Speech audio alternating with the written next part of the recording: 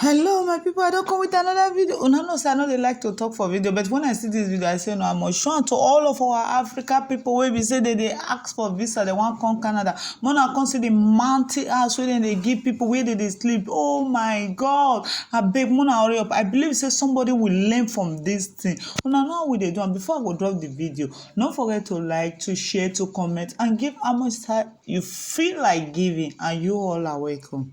Come to Canada, but welcome by the streets. Allowed to come to this great country, but allowed to sleep on the streets. This is deplorable, it's unacceptable, and we know that this is not who we are. So why we're here today is to remind all of us that we can do better, and we are a country that focuses on inclusivity, on diversity, and understands that all of us, we all bring a certain beauty, uniqueness, power, and everything else to make this country great. So at this point, we would like to have our senior elders have their say in terms of what they feel, their message to us, and how we can do better. The governments, they could continue their conversations, but in the meantime, what are we doing for the people who are suffering and they're on the streets, sleeping in rain on the streets? We need to do something for them. So we are saying, while they have the talking, while they have the discussion, we need to get them off the streets. And that's why we're here. We need to get them off the streets today.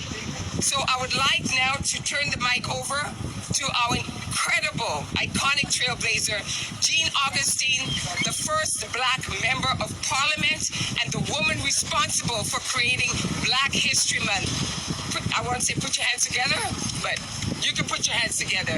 But let's welcome and give the mic over to our elder trailblazer, Jean Augustine. So troubled. I am so troubled about the scene here. I'm so troubled by what I've seen over the last few weeks. I'm so troubled by what I've heard. This is not the Canada that we're building. This is not the Canada that speaks about diversity. This is not the Canada that speaks about respect for each other.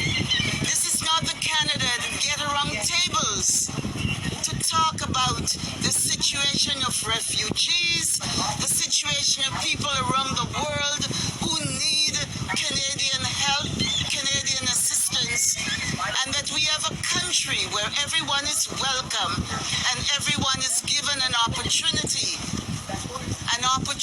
to prosper, an opportunity to reach their full potential, an opportunity to be and to have life a bit better than what they're leaving behind.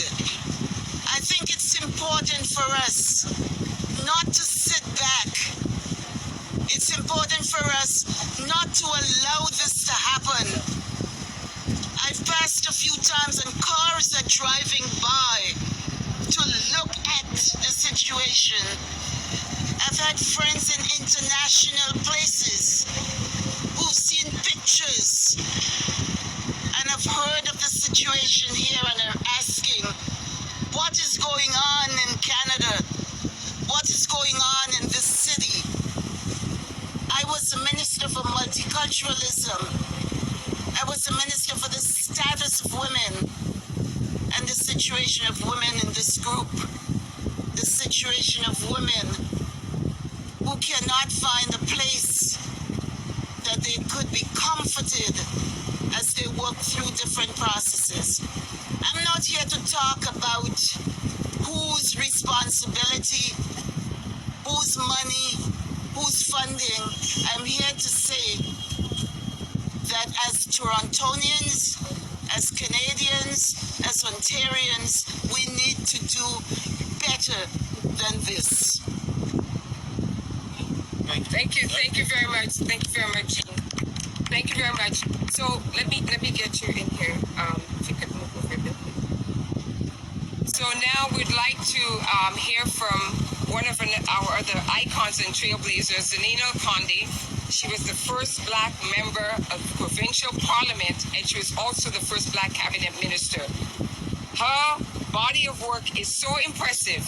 And again, these are people who have dedicated not just 1 decade, not 2 decades, not 3 decades, not 4 decades, 5 decades, 6 decades of work to help to develop this country into the beautiful garden of all kinds of people representing all communities. Ladies and gentlemen, put your hands together for Zanina Conde. Well, good morning. I have to tell you that when I came down to see this, I was shocked. We have been listening for months about fires, about storms from every part of Canada and beyond. And immediately those people are taken into municipal buildings or into schools or into centers somewhere. And we have been hearing about refugees who have been coming to Canada. And I know from the friends that I've made that some of our Ukrainians who have been here have been taken into centers. And our people are on the street. Now, I am not an immigrant. I was born in this country, in this city, of immigrant parents. And we have always supported each other in being fair and expecting for each other what we have for ourselves and extending our gifts so that others could profit from them. And yet we have black people, let me be clear, black people sleeping on the street, women trying to cover themselves adequately while they sleep. And I must tell you, I am offended. This is not the Canada that I went to school and learned with. This is not the Canada that I taught hundreds and hundreds of children to be able to contribute to. This is not the Canada that I went to the University of Toronto and taught teachers how to teach so that they could make them welcome. This is not that Canada, and I want, no. I insist that my tax dollars be spent to give equal service to my people.